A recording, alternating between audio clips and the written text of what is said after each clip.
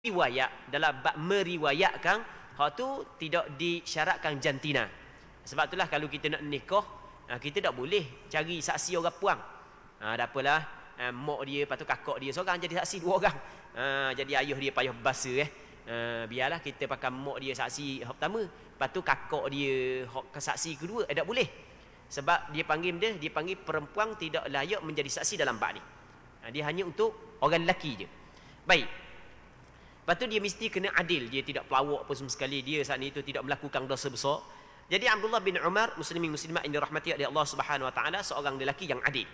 Apabila dia menceritakan kepada Rasulullah bahawa dia nampak anak bulan, maka Rasulullah sallallahu alaihi wasallam berpuasa dan Rasulullah mewajibkan kepada para sahabat lain berpuasa.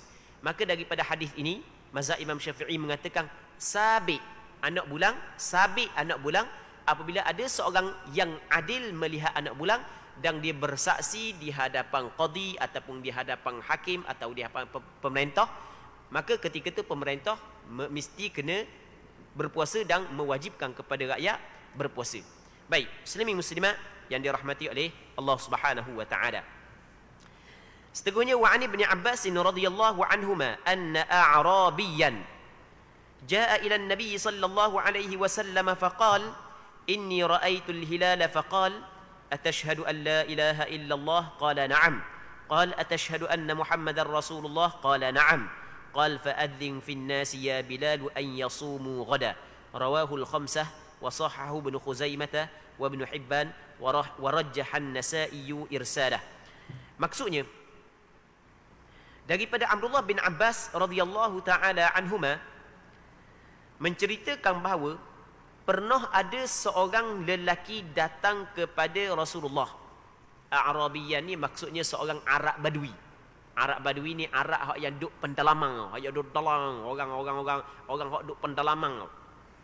Dia mari jumpa dengan Nabi sallallahu alaihi wasallam pada hari yang ke-29 daripada bulan Syaban. Malam yang ke-30 daripada bulan Syaban. Mungkin esok 30 bulan Syaban, mungkin esok 1 Ramadan. Okey, dia mari masa tu lah. Jadi dia mari malang itulah dia mari. Maka apabila dia mari jumpa dengan Rasulullah, dia pun khabar kepada Rasulullah, sesungguhnya aku telah melihat anak bulan Ramadan. Kata dia, Rasulullah, aku melihat anak bulan. Jadi Rasulullah sallallahu alaihi wasallam tidak mengetahui sama ada dia ni telah memeluk Islam ataupun tidak.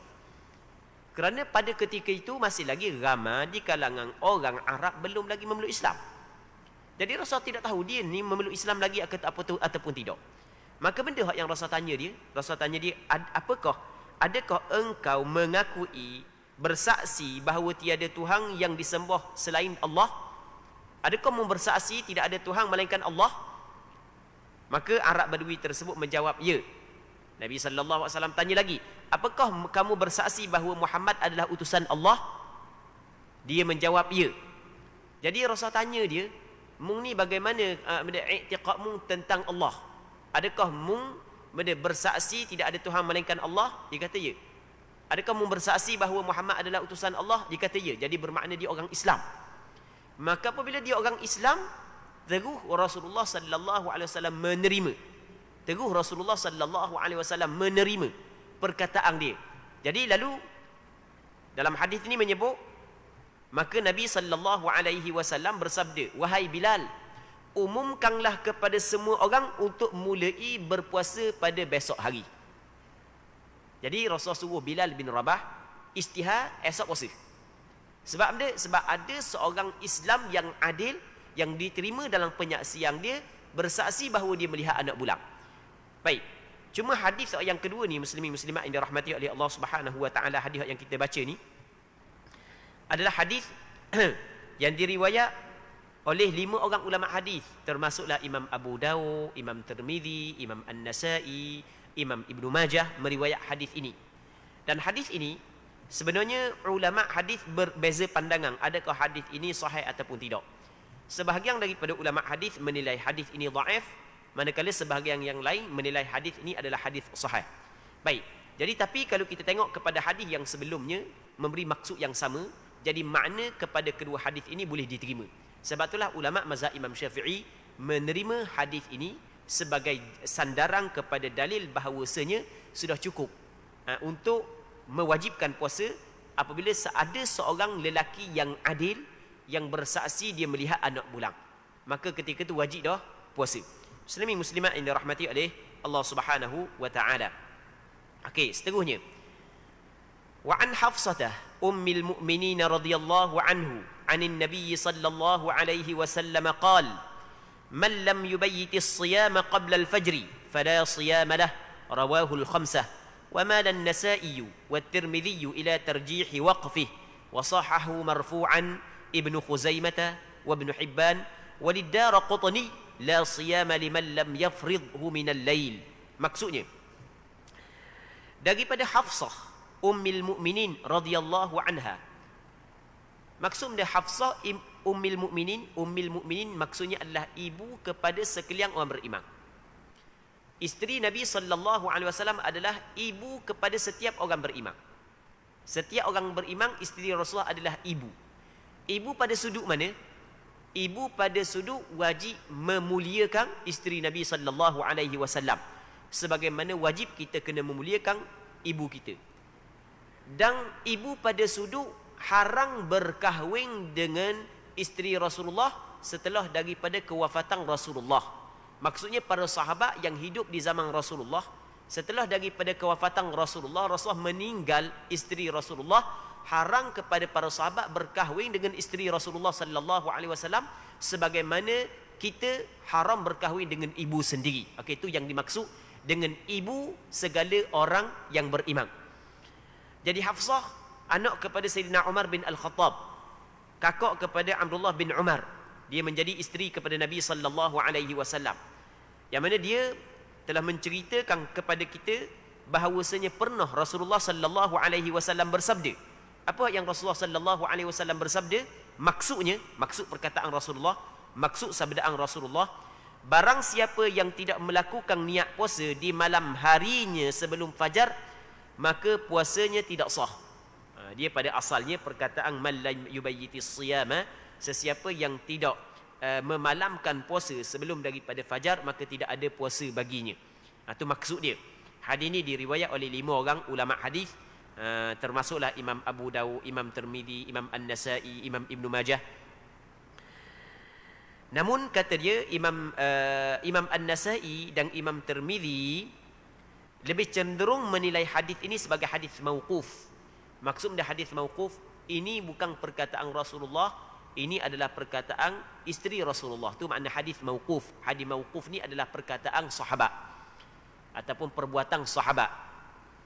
Dia kalau hadis marfu' baru perkataan Rasulullah, perbuatan Rasulullah, pengakuan daripada Rasulullah. Baik.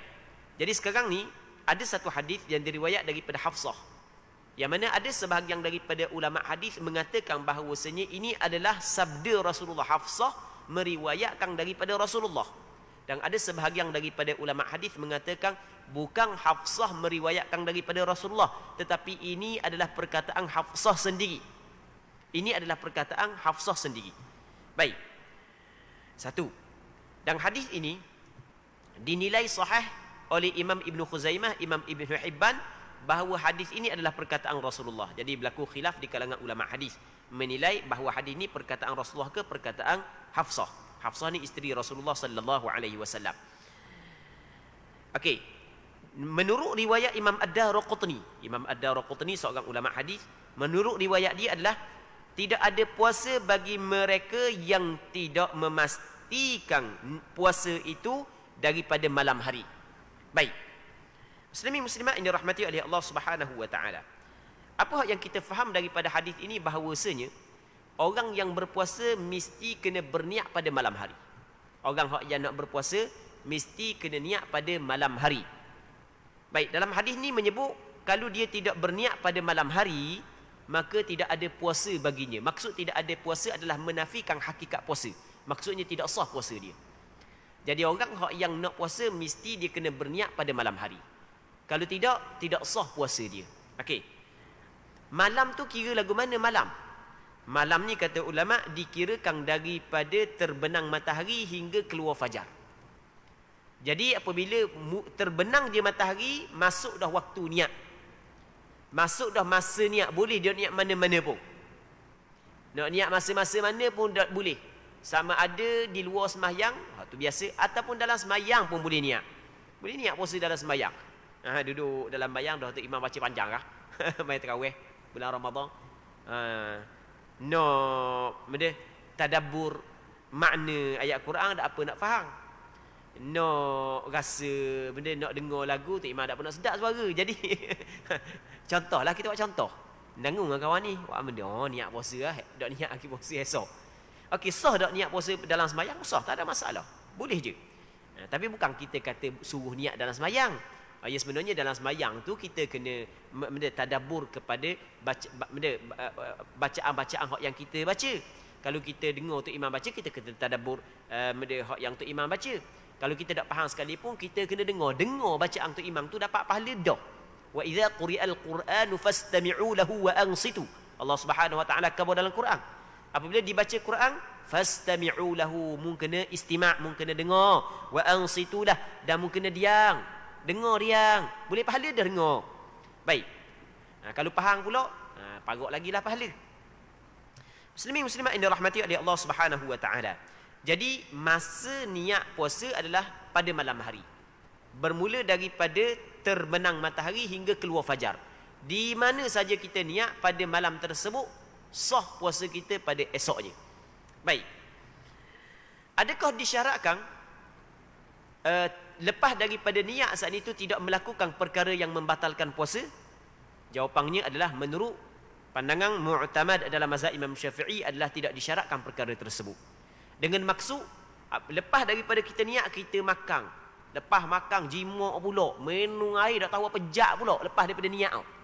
Adakah lepas daripada kita niat untuk berpuasa pada esok hari, tiba-tiba kita makan, kita minum, kita bersetubuh di celah tu, adakah ia membatalkan niat? Okey, mengikut pandangan majoriti ulama, ia tidak membatalkan niat. Termasuklah pandangan dalam mazhab Imam Syafi'i, ia tidak membatalkan niat. Maksudnya kalau orang tanya, mu niat masa mana? Aku niat dalam pukul 10 tadi. Dah mu bahan pagak pula makan macam-macam makan, macam-macam minum. Berapa kali pula subuh lepas daripada tu? Tak ada masalah, ia tidak membatalkan niat. Yang membatalkan niat adalah apabila seorang tu menolak niat. Terbatal niat. Ditolak niat. Dalam bahasa kitab dia panggil rafdun niyah. Tolak niat. Mana tolak niat? Dia bukan tolak macam kita tolak orang. Tolak niat. Tolak niat gini. Aku nak puasa esok. Saja aku puasa esok. Puasa qada ke, puasa sunat ke, tak kira lah. Saja aku puasa esok. Lepas niat, tak jadi mula puasa. Kita tolak niat tu. Ia batal balik niat. Maka batal niat setelah daripada berniat, tidak jadi niat tu. Mesti kena niat mula. Dan antara perkara yang membatalkan niat adalah, apabila seorang tu berniat, tiba-tiba jatuh murtad, wal'iyadzubillah, na'udzubillahi min dzalik. Semoga Allah Subhanahu wa taala menyelamatkan akidah kita. Semoga Allah taala menetapkan akidah kita sehingga kita bertemu dengan Allah Subhanahu wa taala. Ini kita buat contoh. Jadi orang tu dia berniat puasa esok.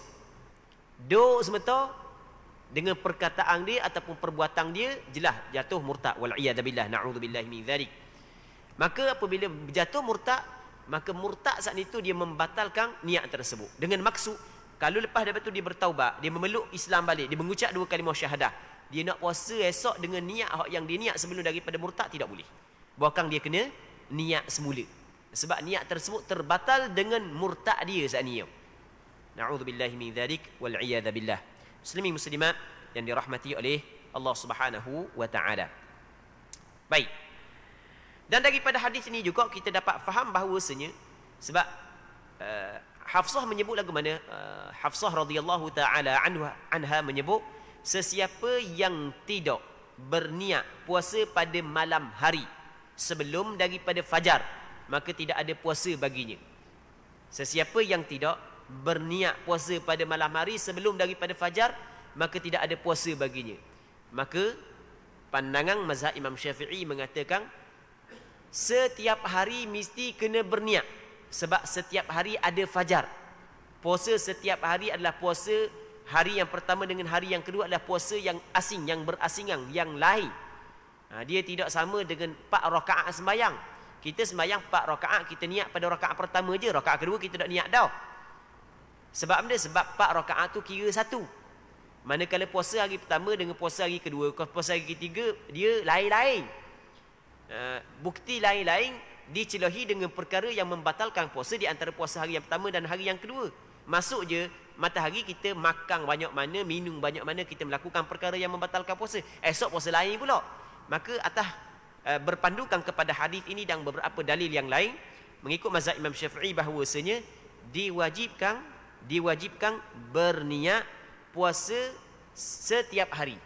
Tidak memadai satu niat untuk sepanjang Ramadan. Dan pandangan ini sebenarnya adalah pandangan majoriti ulama fiqh. Bukan hanya mazhab Imam Syafi'i sahaja. Bukan pandangan majoriti ulama fiqh. Kebanyakan ulama fiqh berpandangan sedemikian.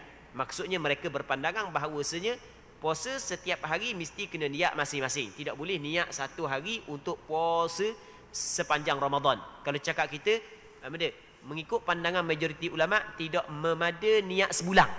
Kan kita kan kita cakap niat sebulan. Mengikut pandangan majoriti ulama, tidak memada niat sebulan.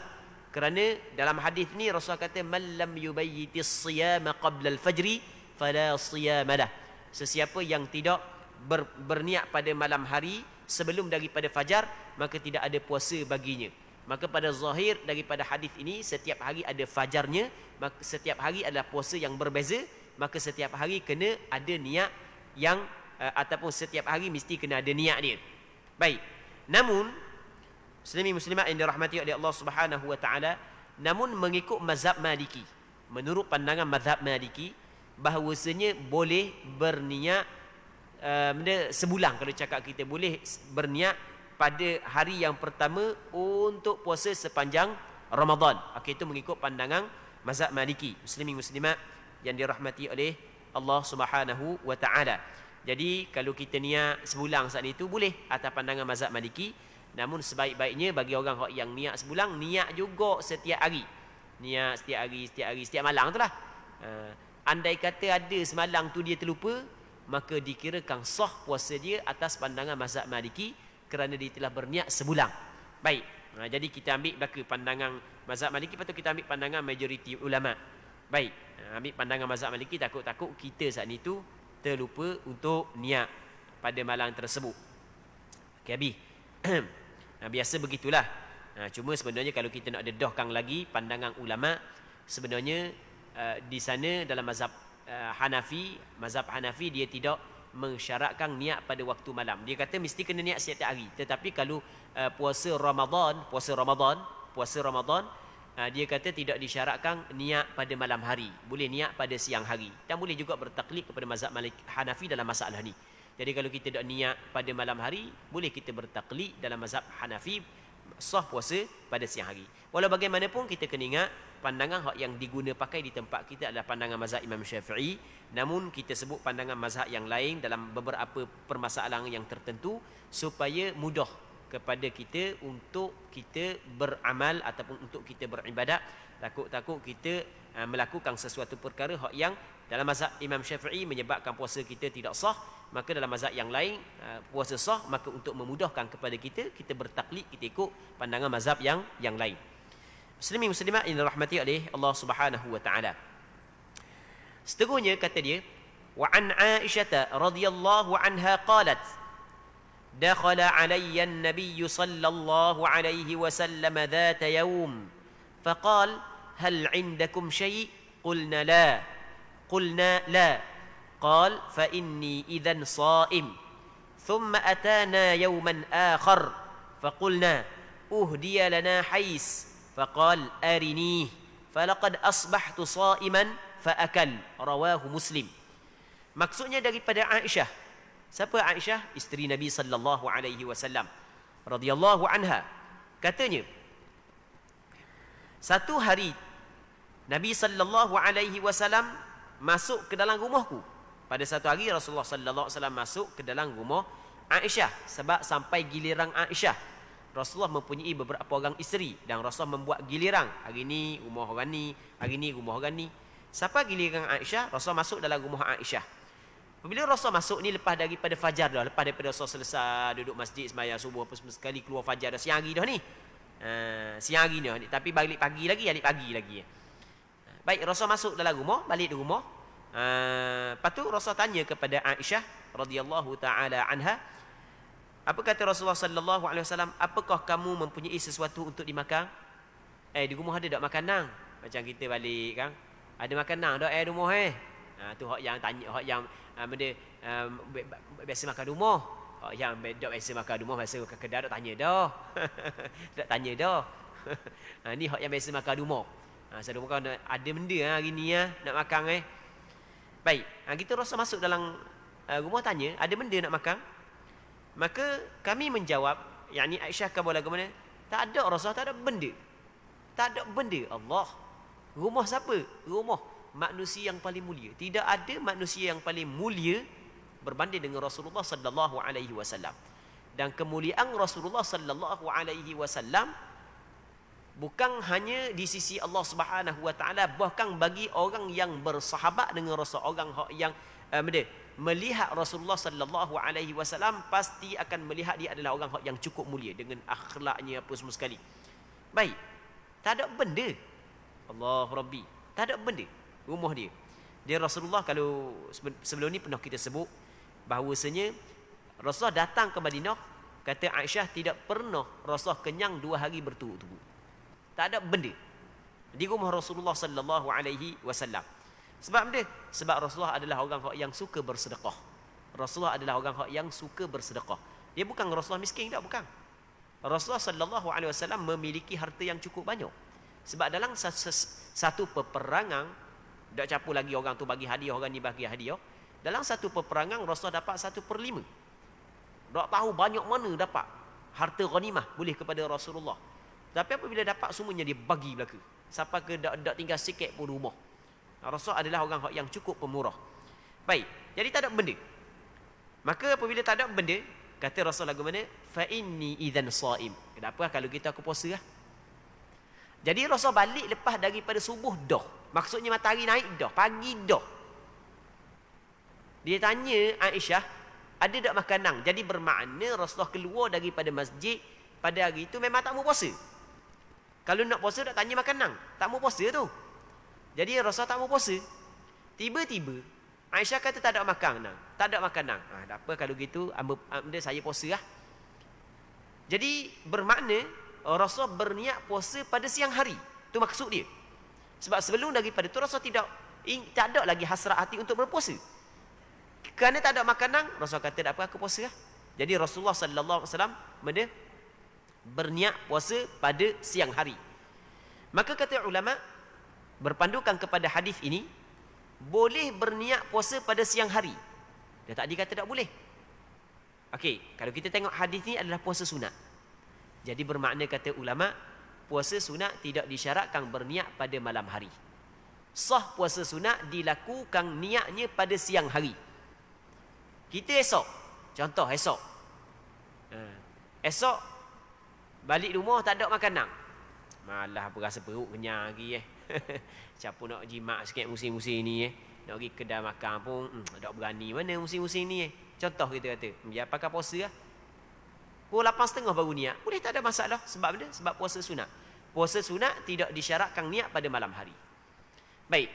Jadi perbezaan di antara masa niat puasa fardu dengan masa niat puasa sunat adalah permulaan masa niat puasa fardu dengan permulaan masa niat puasa sunat sama. Apabila terbenam matahari, masuk je malam, boleh dah niat untuk puasa fardu esok dan boleh dah niat untuk puasa sunat esok. Cuma penghujung masa niat puasa fardu apabila keluar fajar, manakala penghujung masa niat puasa sunat apabila gelincir matahari. Maksud gelincir matahari ni masuk waktu zuhur. Sebelum daripada masuk waktu zuhur boleh nak niat. Sebab dia, sebab dalam hadis yang lain, ada riwayat yang lain, Rasul tanya kepada Aisyah, hal indakum min ghada? Adakah ada makanan pagi? Ada tak makanan pagi? Dia ghadat ni adalah makanan yang dimakan sebelum daripada gelincir matahari.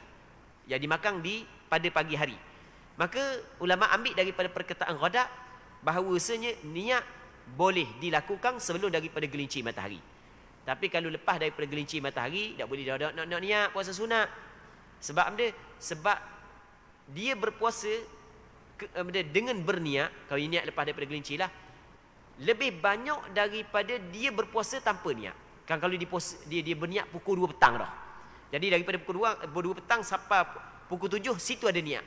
Manakala daripada keluar fajar hingga pukul 2 saat ni tu tak ada niat. Jadi bermakna hak yang tak ada niat lebih banyak daripada hak yang ada niat. Sebab itulah tidak memada. Biar hak yang ada niat lebih banyak daripada hak yang tak ada niat. Okey, nampak kan? Maksud dia kan? Baik. Tapi dia ada syarat dia pula. Ada syarat dia. Syarat dia jangan melakukan perkara yang membatalkan puasa sebelum daripada berniat. Pukul 10 dia niat puasa hari tu. Tapi pagi hari tu bahan 4 buyuk dah nasi. Jadi kita pakai nak makan dah hari ni sebab parok dah 4 buyuk dah. Nak niat puasa. Itu dah jadi. Dia niat pukul 10 pagi. Tak makan lagi. Tapi jimak dah pagi tadi. Pukul 8.30. Pukul 7 jimak dah. Pukul 8 pula sekali lagi sebagai contoh. Itu tak boleh sebab dia telah melakukan perkara yang membatalkan puasa sebelum daripada berniat. Jadi kesimpulan, niat puasa sunat boleh dilakukan pada siang hari.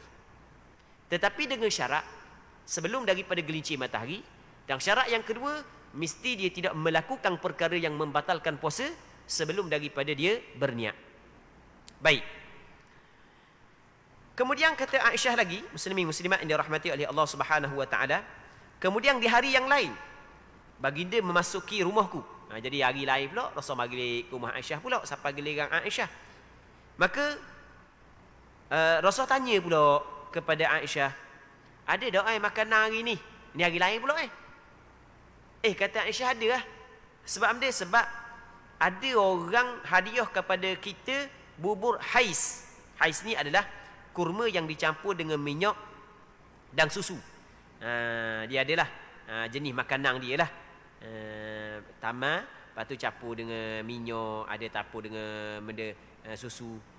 Kita tak tahulah lagu mana, bukan makanan di tempat kita. Di tempat kita tak ada, di tempat dia lah. Gitulah lebih kurangnya. Baik. Maka Rasul kata, cuba faqal arini. Cuba tunjuk ke aku kau, nak tengok sikit. Jadi apabila Aisyah radhiyallahu taala anha tunjuk kepada Rasulullah, jadi Rasul balik, ada makanan dekat rumah hari ni. Dia kata ada orang hadiah hais. Maksudnya sejenis benda kalau kita gak bubur lah, bubur daripada tamar, campur dengan minyak sikit, campur dengan susu sikit. Baik. Kata Rasul, cuba nak tengok. Maka apabila Aisyah tunjuk kepada Rasulullah sallallahu alaihi wasallam makan. Lepas tu Rasul kata, falaqad asbahtu shaiman. Aku tadi aku niat ada puasa. Aku niat ada nak puasa. Tengok ada makanan, tak apa, makan dulu lah. Okey, berpandukan kepada hadis ini, mazhab Imam Syafi'i mengatakan bahawasanya orang yang berpuasa sunat boleh dia membatalkan puasa dia. Tak ada masalah, dibolehkan. Berbeza dengan orang puasa fardu. Orang puasa fardu tak boleh dia batal puasa. Melainkan apabila ada keuzuran yang diizinkan oleh syarak. Sama ada puasa fardu Ramadan ataupun puasa fardu qada ataupun puasa fardu nazar. Orang tu dia ada qada Ramadan ni qada gitu. Dia boleh batal dah. Dia kena teruskan. Tapi kalau puasa sunat tak ada masalah. Boleh dia nak batal semula. Walaupun sebaik-baiknya jangan batal. Cuma nak batal tak ada masalah. Sebab Rasulullah hadis ni, Rasul niat dah nak puasa, tiba-tiba ada makanan, Rasul batal balik puasa dia. Baik. Bagi orang yang puasa sunat boleh dia batal. Tapi apabila dia batal puasa sunat, sebaik-baiknya dia sunat dia qada balik. Sunat dia qada balik. Kerana di sana ada pandangan ulama yang mengatakan wajib kena qada balik. Orang yang batal puasa sunat wajib kena qada balik. Maka nak meraihkan khilaf, maka sunat dia qada balik puasa sunat hak yang dibatal, hak yang dibatal saat ni. Muslimin muslimat yang dirahmati oleh Allah Subhanahu wa taala. Setengahnya wa an Sahl bin Sa'd radhiyallahu anhuma anna Rasulullah sallallahu alaihi wasallam qala la yazalu an-nasu bi khairin ma ajjalu al-fitr muttafaqun alaih.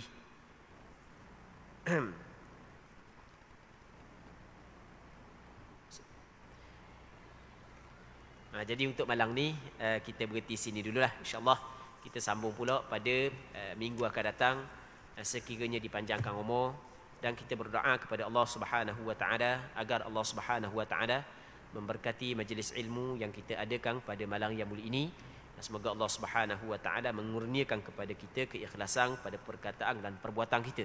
Wallahu Subhanahu wa taala a'la wa a'lam.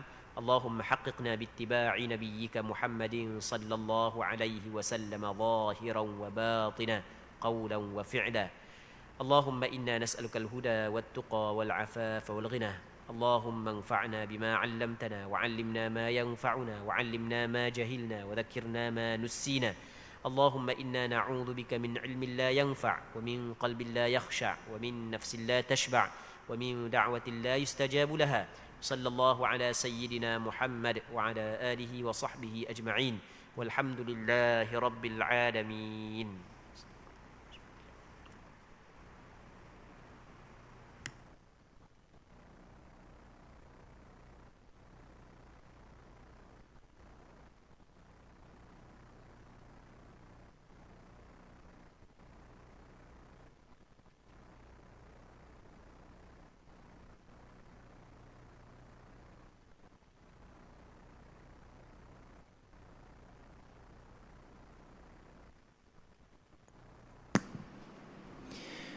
الله أكبر الله.